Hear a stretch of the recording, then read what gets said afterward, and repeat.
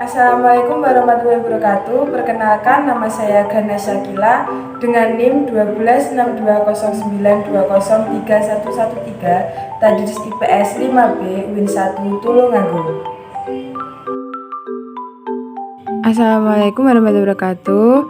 Hai, baik, di sini kita akan belajar mengenai perjuangan mempertahankan kemerdekaan Indonesia.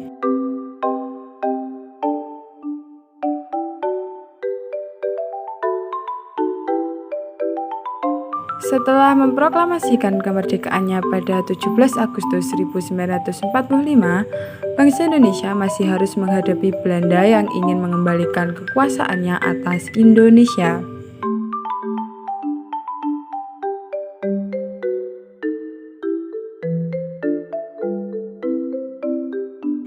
Dalam mempertahankan kemerdekaannya, bangsa Indonesia melakukan dua cara, yaitu yang pertama cara perjuangan fisik perjuangan bersenjata, dan yang kedua yaitu cara diplomasi. A. Perjuangan fisik. Yang pertama, insiden Hotel Yamato. Insiden Hotel Yamato terjadi pada tanggal 19 September 1945 di Hotel Yamato, Surabaya. Insiden ini diawali oleh tindakan beberapa orang Belanda yang mengibarkan bendera Belanda merah putih biru di tiang bendera Hotel Yamato. Tindakan tersebut menimbulkan kemarahan rakyat Surabaya. Mereka mendatangi hotel itu, kemudian menurunkan bendera dan merobek bagian bendera yang berwarna biru. Kemudian bendera dikibarkan kembali sebagai bendera Indonesia. Yang kedua, pertempuran Surabaya. Pertempuran Surabaya berlangsung sejak tanggal 27 Oktober sampai 20 November 1945. Puncaknya terjadi pada 10 November 1945. Pertempuran Surabaya dilatar belakangi oleh kedatangan pasukan sekutu yang tergabung dalam Allied Force Netherlands East Indies atau AFNI pada 25 Oktober. 3. Pertempuran Semarang. Pertempuran ini terjadi pada 15 Oktober hingga 20 Oktober 1945. Pada tanggal 14 Oktober 1905, tersiar kabar bahwa Jepang telah meracuni cadangan air minum di Candi Semarang. Dr. Karyadi selaku Kepala Laboratorium Rumah Sakit Rakyat pergi untuk memeriksa air minum tersebut. Pertempuran berakhir setelah terjadinya perundingan antara pihak Indonesia yang diwakili oleh Kasman Singamedjo dan Mr. Sartono dan pihak Jepang yang diwakili oleh Letnan Kolonel Namura. Selanjutnya yaitu Pertempuran Ambarawa. Pertempuran Ambarawa diawali dengan kedatangan tentara sekutu di bawah pimpinan Brigadir Jenderal Battle di Semarang pada tanggal 20 Oktober 1945 yang bertujuan untuk melucuti senjata tentara Jepang dan mengurus tawanan perang tentara Jepang yang ada di Jawa Tengah. Yang kelima, Bandung Lautan Api. Peristiwa Bandung Lautan Api berlangsung pada 24 Maret 1946. Latar belakang terjadinya peristiwa ini adalah ultimatum tentara sekutu yang memerintahkan pengosongan kota Bandung pada 24 November 1945. Sebelum melakukan pengosongan kota, tentara dan rakyat Bandung melakukan pembakaran terhadap gedung-gedung penting agar tidak dapat digunakan oleh tentara sekutu. Peristiwa pembakaran tersebut dikenal dengan Bandung Lautan Api. Pertempuran Medan Area. Tanggal 9 Oktober 1945 terjadi pendaratan tentara sekutu di bawah pimpinan T.I. Kelly di kota Medan. Pendaratan ini diboncengi oleh Nica yang dipersiapkan untuk mengambil alih pemerintahan. Hal ini memicu munculnya perlawanan rakyat di kota Medan. Pada tanggal 1 Desember 1945, sekutu memasang papan yang tertuliskan Fixed Boundaries Medan Area atau batas resmi wilayah Medan di berbagai pinggiran kota Medan dengan tujuan untuk menunjukkan daerah kekuasaan mereka. Sejak saat itulah istilah Medan Area menjadi terkenal. 7. Pertempuran Puputan Margana. Pertempuran Puputan Margana terjadi pada tanggal 20 November 1945 antara Indonesia dan Belanda. Pertempuran ini diawali dengan kedatangan pasukan Belanda berjumlah sekitar 2.000 tentara disertai tokoh-tokoh yang bersedia bekerja sama dengan Belanda Bali. Kedatangan Belanda di Bali bertujuan untuk membantu pendirian sebuah negara boneka yang diberi nama Negara Indonesia Timur. Belanda kemudian membujuk Letkol I Gusti Ngurah Rai untuk bergabung, namun bujukan tersebut ditolak.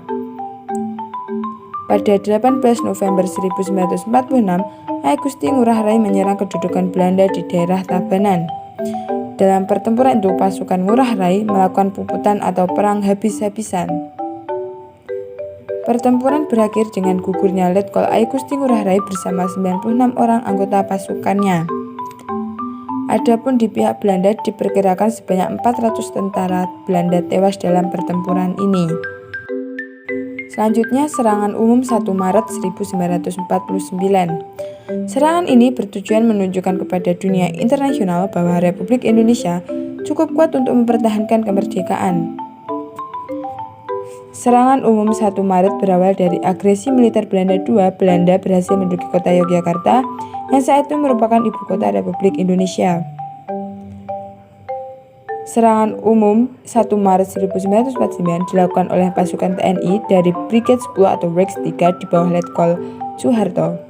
Pada tanggal 1 Maret 1949, pukul 6 waktu Indonesia Barat, serangan umum dilancarkan dari segala penjuru kota. Materi selanjutnya yaitu cara diplomasi perjuangan mempertahankan kemerdekaan Indonesia.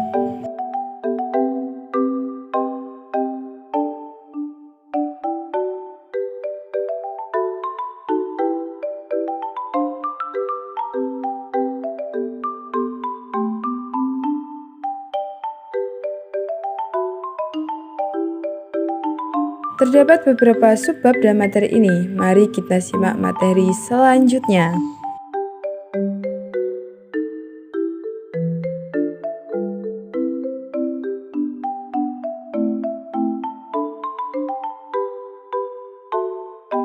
Yang pertama yaitu perundingan Linggarjati.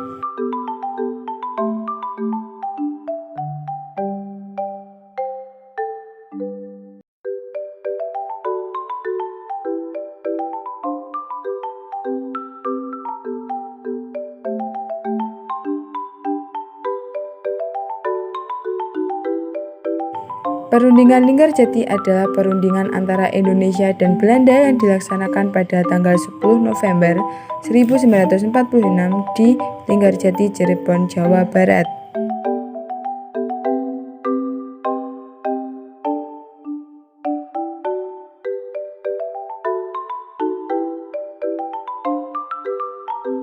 Berikut adalah sebuah video perundingan Linggarjati yang terdapat di Gedung Linggarjati.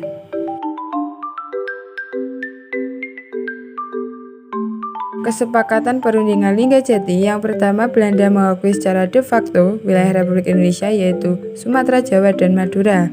Yang kedua, Belanda harus meninggalkan wilayah Republik Indonesia paling lambat tanggal 1 Januari 1949. Yang ketiga, Republik Indonesia dan Belanda sepakat membentuk negara Republik Indonesia Serikat atau RIS di mana salah satu bagiannya adalah Republik Indonesia. Yang keempat, dalam bentuk RIS, Indonesia harus tergabung dalam Commonwealth atau Persemakmuran Indonesia Belanda dengan Ratu Belanda sebagai ketuanya. Meskipun persetujuan Linggarjati telah ditandatangani, hubungan Indonesia-Belanda tidak bertambah baik. Belanda melanggar ketentuan perundingan dengan melakukan penyerangan secara tiba-tiba terhadap daerah-daerah yang menjadi wilayah RI sesuai hasil perjanjian Linggarjati pada 21 Juli 1947. Peristiwa ini dikenal sebagai agresi militer Belanda I. Pada agresi militer ini, Belanda berhasil menguasai Jawa Barat, sebagian Jawa Tengah sebelah utara, sebagian Jawa Timur, Madura, dan sebagian Sumatera Timur. Kedua yaitu Perjanjian Renville. Berikut adalah sebuah video yang menunjukkan kedatangan bangsa Belanda. Perundingan ini dikenal dengan nama Perundingan Renville karena diselenggarakan di atas kapal Angkatan Laut Amerika Serikat bernama USS Renville yang berlabuh di Teluk Jakarta.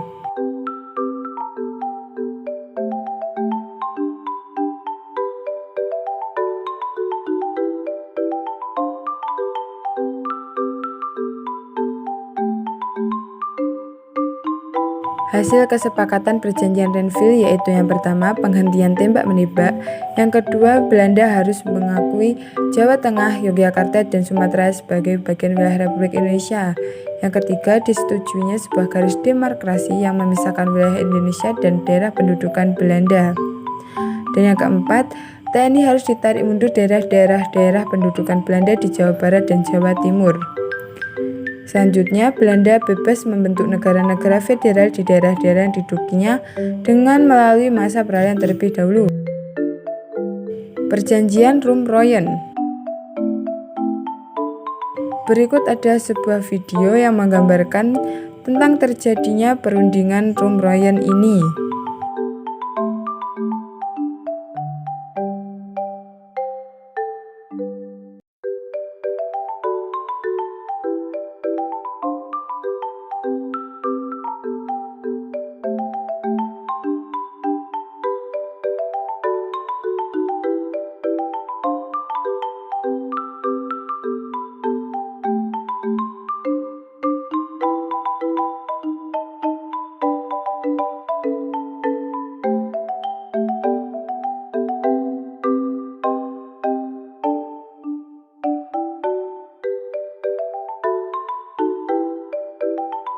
Kesepakatan dalam perundingan Rum-Royen yaitu delegasi Indonesia menyatakan kesediaan untuk yang pertama menghentikan perang gerilya, yang kedua bekerja sama dalam mengembalikan perdamaian dan menjaga ketertiban dan keamanan, yang ketiga turut serta dalam konferensi meja bundar di Den Haag untuk mempercepat pengakuan kedaulatan kepada negara Indonesia Serikat dengan tanpa syarat. Selanjutnya, pihak Belanda menyatakan kesediaan untuk menyetujui kembalinya pemerintah Republik Indonesia ke Yogyakarta. Yang kedua, menjamin penghentian gerakan militer dan membebaskan semua tahanan politik. Yang ketiga, tidak akan mendirikan negara-negara yang ada di daerah yang dikuasai oleh Republik Indonesia sebelum 19 Desember 1948. Yang keempat, berusaha dengan sesungguhnya supaya KMB segera diadakan sesudah pemerintah Republik Indonesia kembali ke Yogyakarta. Konferensi Meja Bundar. Konferensi Meja Bundar atau KMB adalah sebuah pertemuan yang dilaksanakan di Den Haag, Belanda tanggal 23 Agustus sampai 2 November 1949. Hasil kesepakatan konferensi Meja Bundar yaitu yang pertama, Belanda mengakui RIS sebagai negara yang merdeka dan berdaulat. Yang kedua, pengakuan kedaulatan dilakukan selambat-lambatnya tanggal 30 Desember 1949.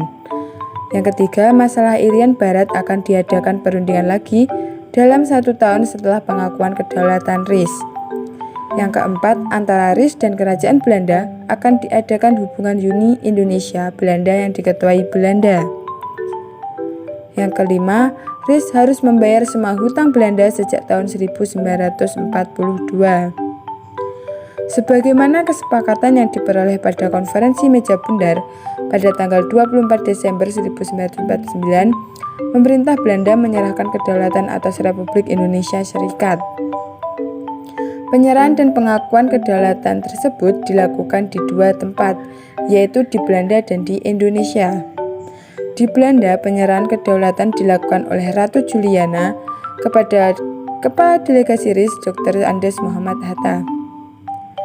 Di Jakarta, penyerahan kedaulatan dilakukan oleh A.H.J. Loving sebagai wakil pemerintah RIS, yaitu Sri Sultan Hamengkubuwono IX.